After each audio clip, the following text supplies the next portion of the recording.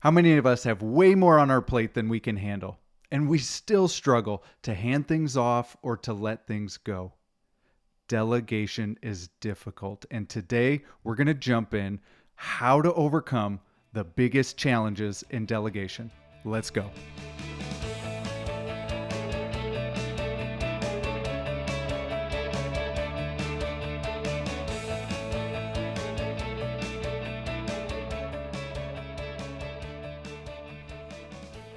Welcome to the Leadwell podcast, where we give mission-driven leaders principled and practical advice so they can do just that, lead well. I'm your host, John Kidwell, and I am thrilled to be with you this week and every week as we talk leadership, and we get to answer your leadership questions to help you with what you have going on right now. Hey, in this episode, we have a big announcement. Something that is coming that we are eager and excited to share. So make sure that you tune in all the way through so that you can hear it at the end and how you can connect and engage and stay plugged in. Speaking of staying plugged in, if you haven't already, please subscribe. This brings the episode to you every single week. When you subscribe, when you share, when you review, it also helps every single platform push this out to other leaders who may be searching for content like this. Thank you. It is a true service to us, and we are grateful for it when you do that. Thank you so much. Now, back to the episode and overcoming the biggest challenges in delegation. I want to start by telling you the challenge that I found in delegation. It was about 10 years ago. I was in a new executive role, and I had a new team. About 3/4 of the team was brand new, and I found myself with increased responsibility, with a continued desire and aspiration to continue to grow and take things on. And maybe some of that had to do with me thinking that I could do it better than everybody else. That's true. And also, we were in an organizational pressure cooker where the finances were in a struggle, so we weren't bringing people in. And we just restructured and changed a lot of roles. And I don't know if you've ever found yourself in places like these where you have more on your plate than you can possibly do. Not even do, than you can possibly manage. You want to start delegating things, and you just don't know how. You're trying to prioritize your work, and you feel so far underwater that you just can't make sense of it. Honestly, that you're feeling like you might not be that great of a leader, and that you're burning out and you're ready to give up. That's where I was at that point. It was a Saturday morning. I had absolutely got to the end of it, the end of the frustration. And I was sitting on the floor crying, thinking, I'm not doing a good job. I am not a great leader because I can't delegate. And I am now becoming a hindrance to the organization because I am leaving key things undone. And knowing all of this, still the struggle to delegate, to teach and train and involve other people, even other people whose jobs I might have been doing work for, was very, very real. And you might be feeling that. Oftentimes when we talk with leaders, we realize that delegating is one of the most challenging things that we do as a leader. There are definitely some perceptions that influence that, and weird perceptions, negative perceptions around delegation, like, oh, if I'm delegating, then obviously that means that I feel as though I'm above the task and you should be doing this, which is absolutely false. We all have different roles to play, and we all have different responsibilities, and we all do the best when the best people for the best role at that level of responsibility are doing the work that they are great at and that they need to be doing to support the team in the organization. Other ones around delegating never works. You're never going to be able to do it as good as I can. That false perception, I had those at times. And what I realized was that false perception was really more of a me thing, thinking that I might be a little bit better than I am at more than I might be better at. And owning that I have strengths and I have weaknesses, and so does the team, that they have strengths that I don't have. And figuring out how we use those as complements is a great way to be able to delegate and not just own it, thinking that I can do it better than everybody else. There's also this weird one that if I delegate away too much of my job, that I become unnecessary.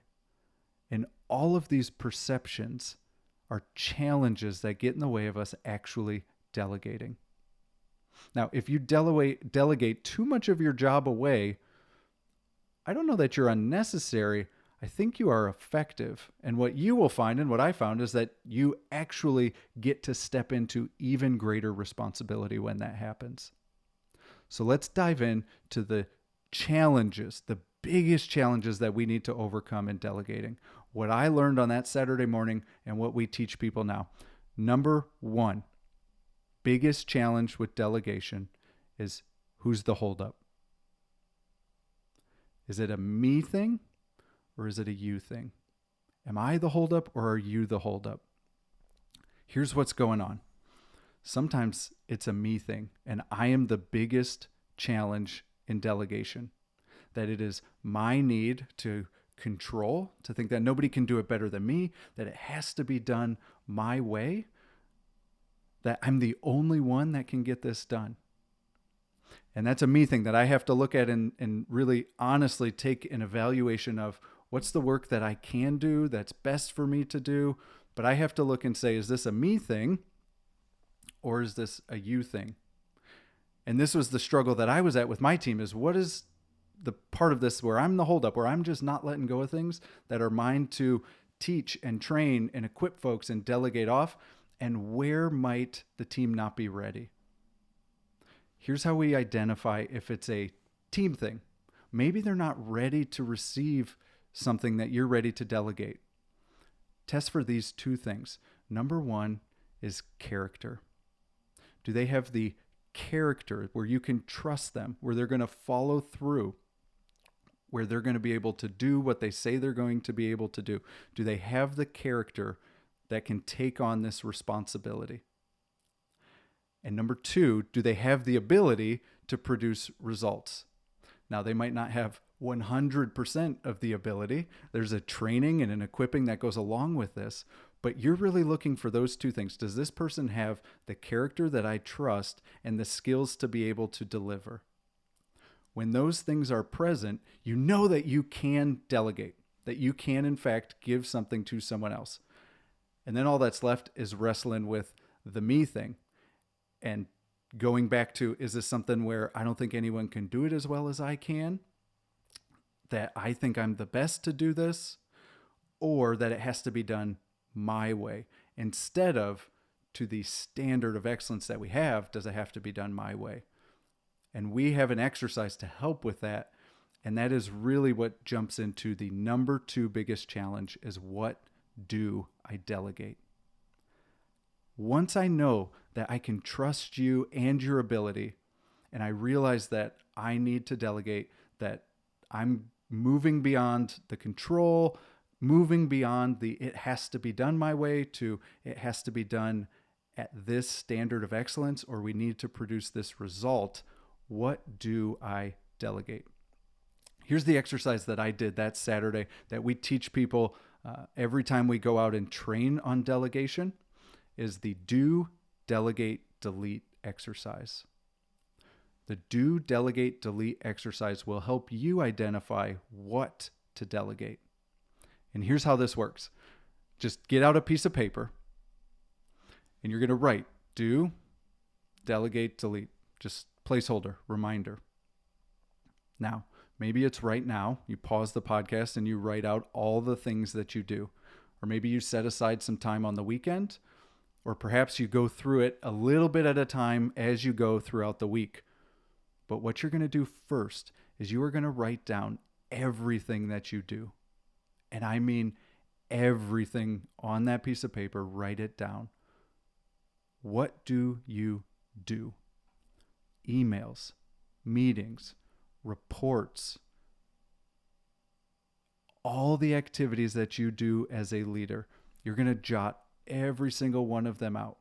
So this is why I say you definitely need to set aside some time. You might want to do it as you go through the week and just start writing stuff down. Oh, I totally forgot that I do that meeting. Oh, I forgot that I fill in that report. Oh, I forgot that I do that walk around. I forgot that I do that check-in. Whatever it might be, you want to write down every single thing that you do as a leader. Once you do that, then breathe a sigh of relief. You will immediately feel a weight lifted off your shoulders because now you just have it all. You've gone from being underwater and not knowing what the heck you are doing to, okay, now I have it laid out and I have a picture, but we're not done yet. And you might think because of the name of the exercise that you're going to delegate next, but let me tell you, you are not. You are going to go through that list and you are going to look for things that need to be deleted. You have to get them out. This is one of the hardest things that we have and that we face, and it is a huge challenge, is that we never, ever, ever delete anything. So go to that list, look over it, and look for things that can be deleted. What are some things that can be deleted? Reports that are never used, meetings that no longer serve a purpose, programs, services, products that do not return a profit, whether that is financial or whether it is profitable to the people that use them. You have things that are high mission, high value. You also have activities, services, programs, products that really don't align with the organization and don't serve a lot of people or don't serve a lot of people well. Those need to be deleted. They are more of an anchor than they are a propeller for the organization. Get them out. So you are looking for activities, services, anything that can be deleted because it is not urgent and it's not important or it is not aligned. You may not be able to delete everything right away, but at the same time, you're going to start working down that path to delete meetings, activities, services, products that do not align and do not need to be done anymore. Once you've deleted, go back and look for all the things that you can do. Indicators of what you can do as a leader is that it is, in fact, your responsibility, that you are the best to do that, or that you are the only person that can do that. When you go back and look for what you can do, you are looking for items that are your responsibility, that you are the best one to do, or that you are the only one that can perform that task, that activity, or be responsible for that result. Leading the team is your responsibility. Perhaps reporting to the board is your responsibility, and you are the only one that can do that. Look for items just like that that only you can do. And now you've whittled down. You have things that you've deleted, and you have items that you are going to do, that you can say, this isn't a me thing, that I'm holding on to this inappropriately, that this is a me thing. It is part of my role and my responsibility in the seat and the stage that I'm at as a leader. And then lastly, we're going to delegate. You're going to start placing team members' names next to those items that can be delegated. You're going to reflect on, do they have the trust and the skill? Yes, great. Now their name gets to come in here and I get to put it there and I get to start down the path of delegating so that they can step into that work, own the result, take on the responsibility, and I can lean into the work that only I can do. When you do this, you will start to feel as though you have a manageable workload. You will be able to go back and prioritize and look at the activities that are most important and potentially even delete a couple of extra ones. And you will have a plan to be able to hand off that baton and give it to folks because you've overcome the two biggest challenges with delegation. Who's the holdup? Is it a me thing or a you thing? And what do I delegate?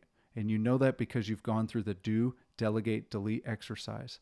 So you are confident in what you do, what no longer needs to be done, and what items are going to be delegated to who. And then it's just about going out and starting that process so that you can bring yourself up above water and be able to lead confidently with the margin that you need to engage in relationship and with the margin that you need to be able to look for new opportunities and ways to continue to grow and serve yourself, your team, and the organization. Everybody, as a part of this podcast, we also love to answer your questions. We have some great questions today. Please continue to send those in. The way that you submit a question to the show is email it to podcast@leadwell.com or text me at 832-895-1253. Now, producer Matthew, we have some questions for today, and we still got to get to that big announcement. So, my friend, what is the first question that we have today? Yeah. So this question comes from a medical professional in Oregon, and it's how do I know if I can be a leader within my organization? And what steps do I take to be prepared before taking that on? Oh, great question. And the first thing that I would say to this person is that how do you know you can be a leader in your organization? And I would say first, you already are.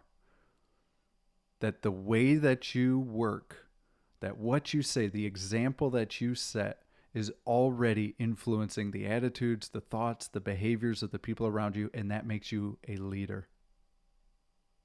Secondly, asking the question means that you probably have that base foundation that is needed for someone who wants to lead. And it's that aspiration. I desire to lead.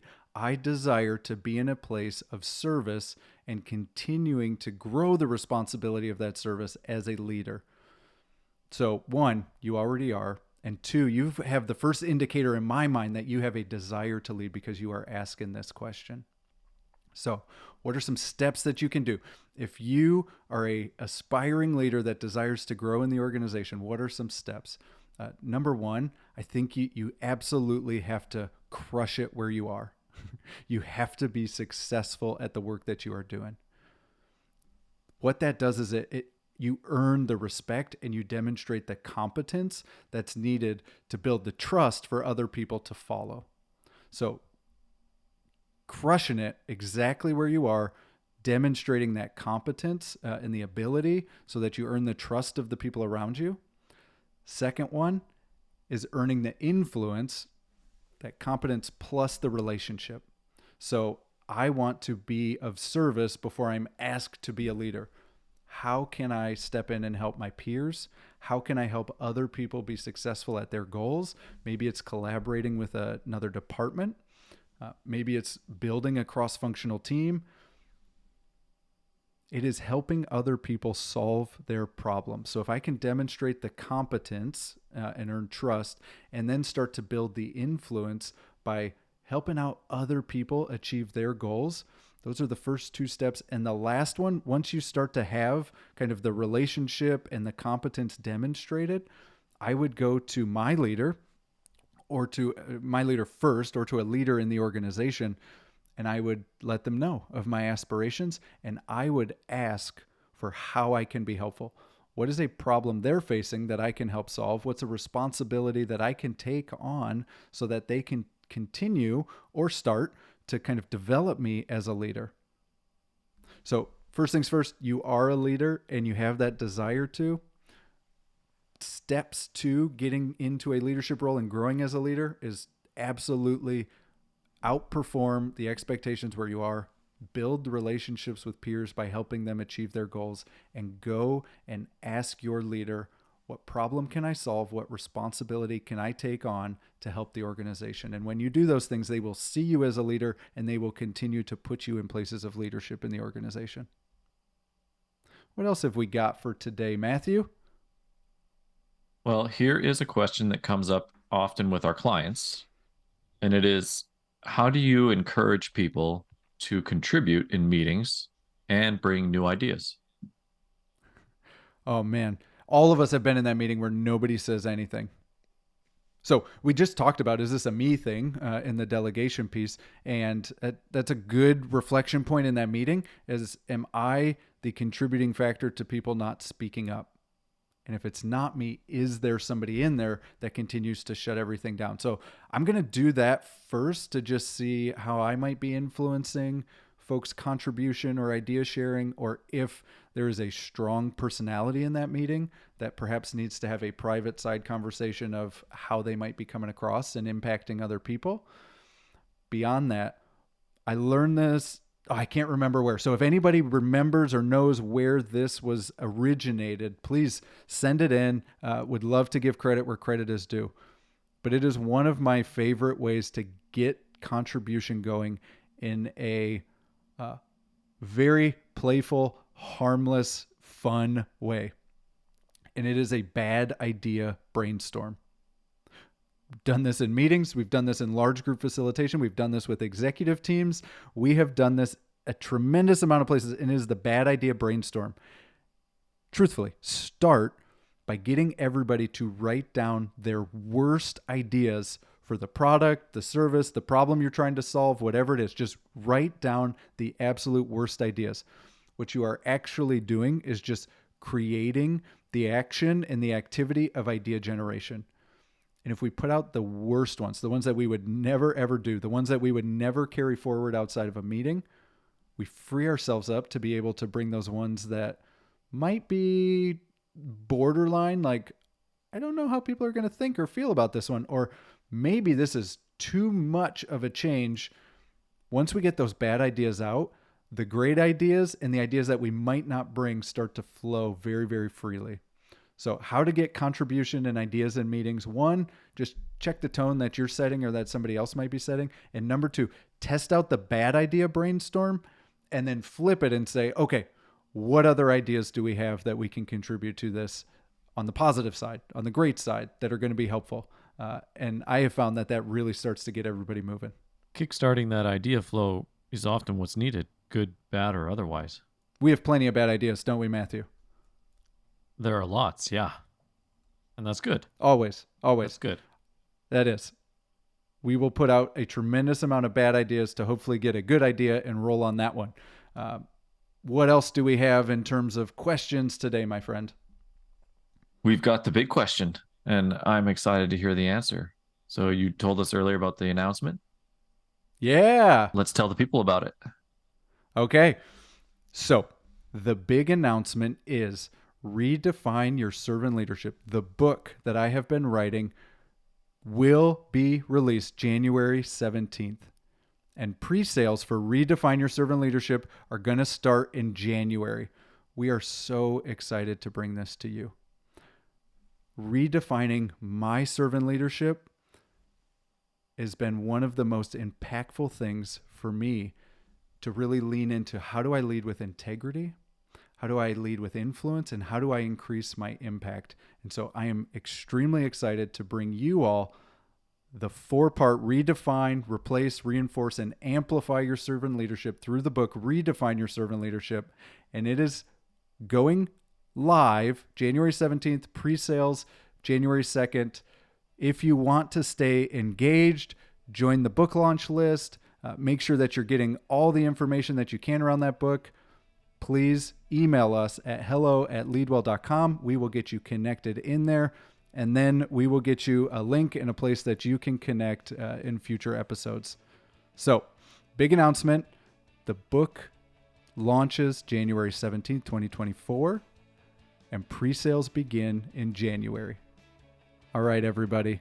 Until next time, go lean in to overcoming the biggest challenges with delegation so that you can continue to lead on. Be well, and God bless.